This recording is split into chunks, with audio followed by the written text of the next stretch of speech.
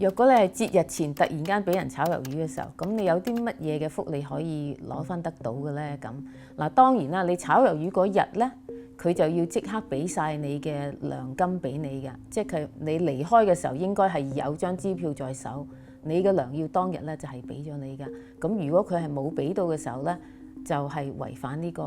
勞工嘅條例。咁但係咧，若果你講到其他嘅福利咧，如果你已經係有累積到嘅個 vacation 啦、sick leave 啦，嗰啲咧佢係又要俾翻你啦。當然 OT 嗰啲就你已經做咗嘅人工咧，佢全部都要俾你嘅。嗱，講到比較複雜一啲，或者就好似嗰啲 bonus 啊嗰啲咁啦。如果你嘅年底嘅 bonus 係每年都有嘅，而且咧就係固定或者係已經好似我哋講過咧，就係喺合約上面講明咧，每個員工年底咧都係有幾多嘅 bonus 嘅話咧，